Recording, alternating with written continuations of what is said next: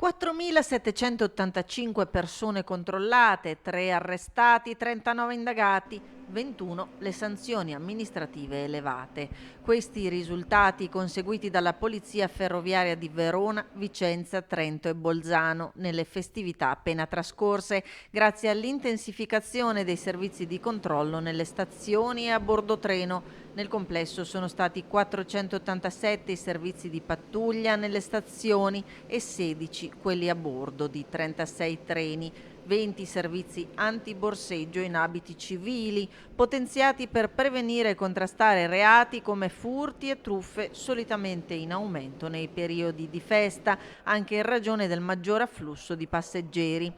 L'attività di prevenzione è stata incentivata con 2 giornate straordinarie di controllo del territorio organizzate dal Servizio Polizia Ferroviaria in ambito nazionale, stazioni sicure finalizzata al contrasto delle attività illecite maggiormente ricorrenti in ambito ferroviario e Rail Safe Day, organizzata per prevenire comportamenti impropri o anomali spesso causa di investimenti.